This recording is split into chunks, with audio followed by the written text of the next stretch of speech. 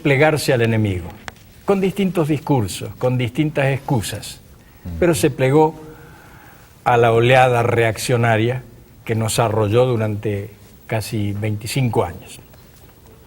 Y el otro sector, para defenderse, apeló a un recurso extremo, que es justamente el dogmatismo, aferrarse a las ideas escritas. Y yo siempre recuerdo, desde hace muchos años, en mi labor de combate político y búsqueda teórica, siempre recuerdo un concepto de Marx que está en una carta, no está en un documento, en uno de esos trabajos teóricos, sino en una carta, donde dice: cuando el movimiento de masas retrocede, refluye, el sectarismo puede tener el sentido de la defensa, del abroquelamiento. Pero cuando el movimiento de masas se pone justamente en marcha, entonces los sectarios son reaccionarios en esencia. Esas son las palabras textuales de Marx. Y eso ocurrió. Eso ocurrió. Muchas fracciones de izquierda, muy lamentablemente, muchos cuadros valiosísimos de la revolución en todo el mundo cayeron en el dogmatismo, y del dogmatismo hay medio milímetro al sectarismo. Claro. Y entonces el enemigo se ha aprovechado de eso, pero justamente el marxismo es lo contrario, todo lo contrario. Yo creo que no hay nada más vívido, y en ese sentido es que Marx decía: yo no soy marxista. O sea, no tenía ninguna adhesión dogmática.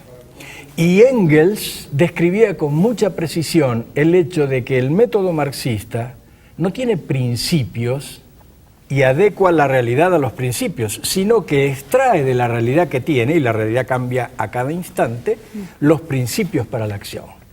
Bueno, yo creo que todo eso se está restaurando, está renaciendo, y nos queda una tarea inmensa en el plano teórico, en el plano político y en el plano organizativo. Pero ya se ha iniciado esa marcha y no va a detenerse.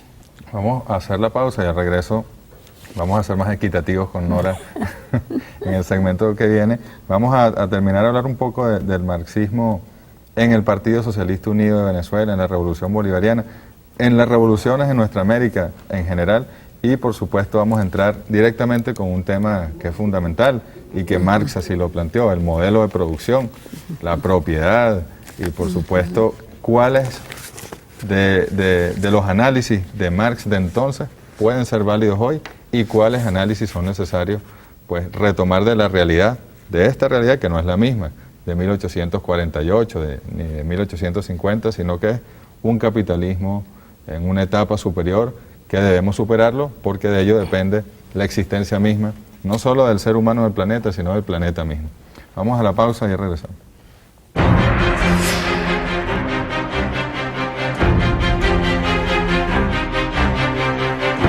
No olvidemos la importancia que tiene el partido.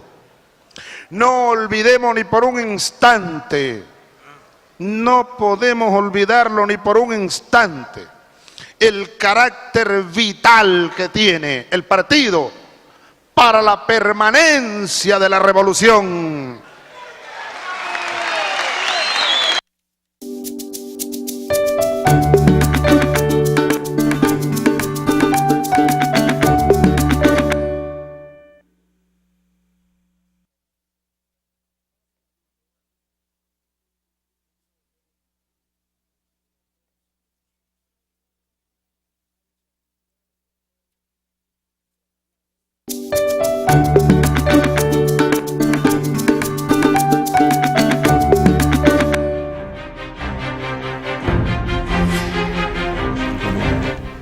No es solo una crisis de sobreproducción o de superproducción, como los manuales de la era soviética nos enseñaron. No es solamente una crisis económica, es simultáneamente una crisis alimentaria, una crisis ecológica, una crisis energética y una crisis social. Es decir, es una crisis que algunos autores le llaman sistémica, otros le llaman crisis civilizatoria. En definitiva, una crisis que lo que está denotando es un momento de cierta, me atrevería a decir, senilidad del sistema. Por supuesto, capitalismo senil no quiere decir capitalismo al borde del derrumbe inevitablemente. el capitalismo puede vivir 200 años más en plena senilidad, como lo hizo el Imperio Romano. Y de manera que esto no significa que el capitalismo vaya a derrumbarse automáticamente por esta crisis, debido a su senilidad. Lo que esta crisis está ratificando es que hay una combinación compleja en la cual no solamente lo financiero monetario en el sistema está haciendo una crisis violenta, sino están haciendo crisis violenta muchas otras dimensiones del sistema.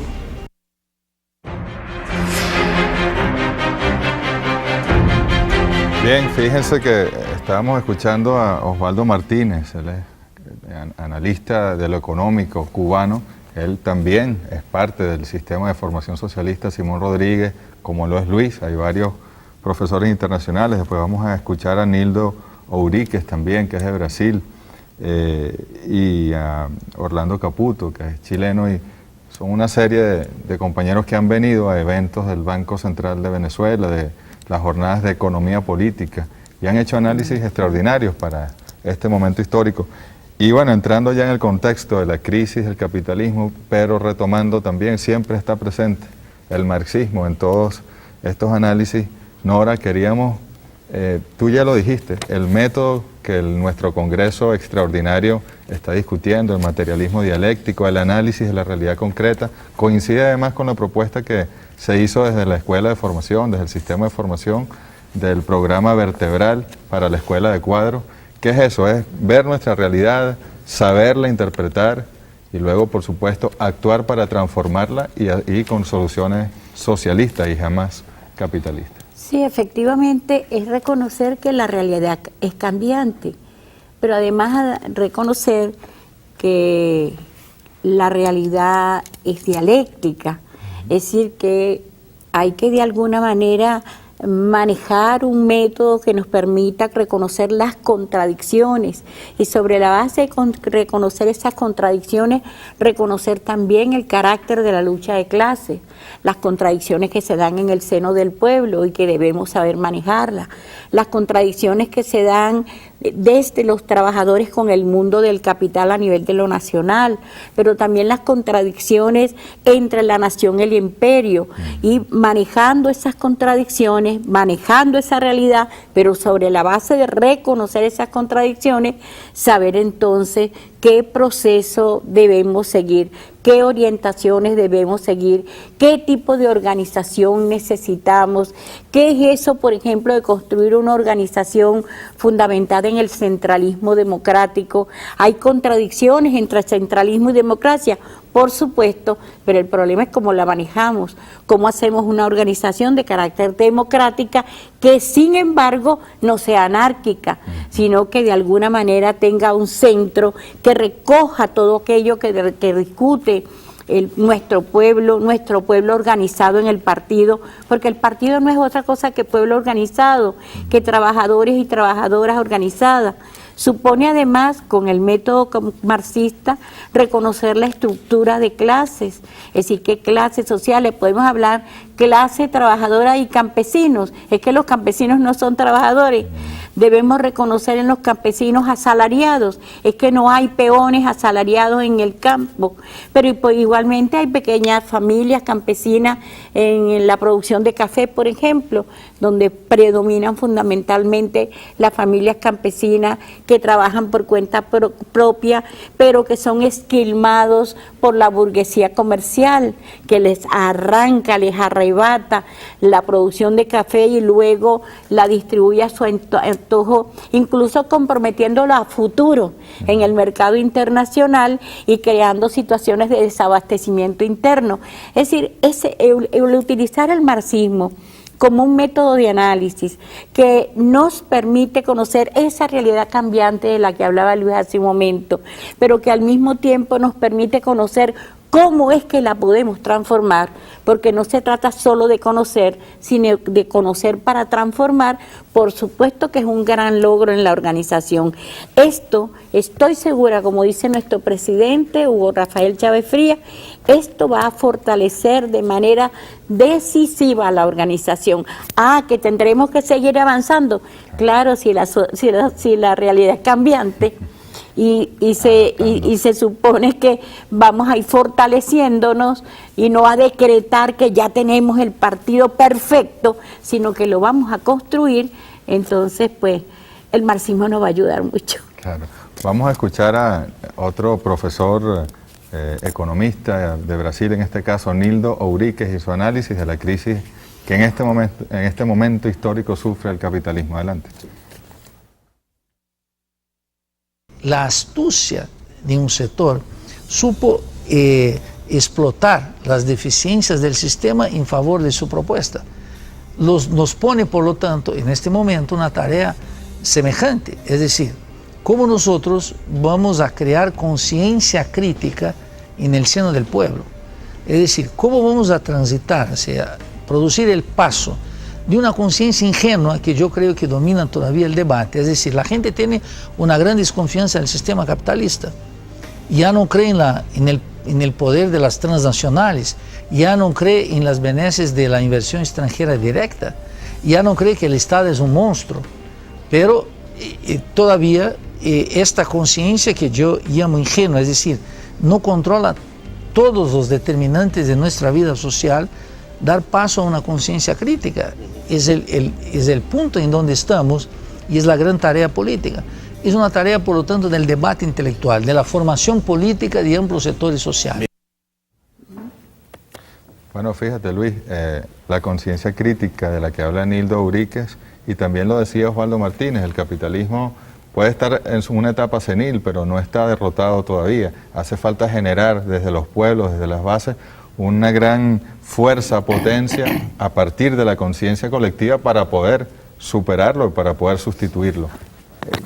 ¿En qué momento evalúas tú que está el capitalismo? ¿En realidad está al punto de su desmontaje o todavía nos quedan varias generaciones para ello?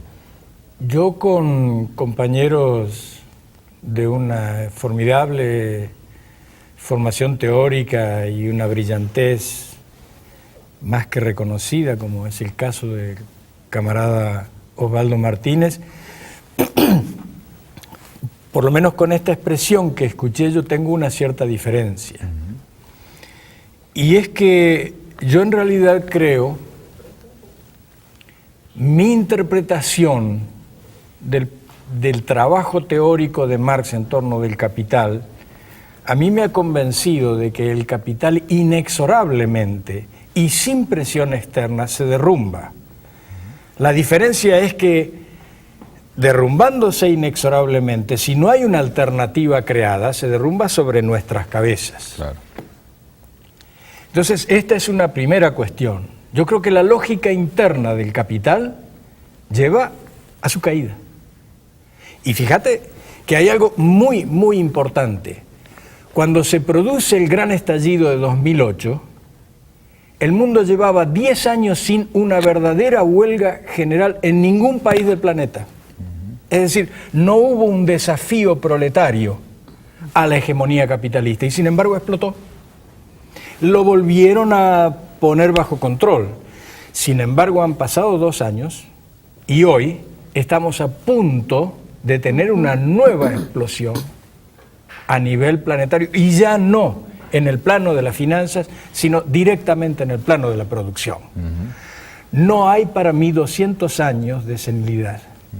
Yo creo que acá urge, en primer lugar, comprender teóricamente todo esto, ser muy respetuoso de las diferencias de apreciaciones, porque esto es muy difícil y no hay nadie que tenga el conjunto de conocimientos necesarios como para poder tener una palabra definitiva, cruzar estas ideas, multiplicar los centros de debates, pero básicamente entender que es imprescindible llevar esto a las masas y decirle a las masas si no son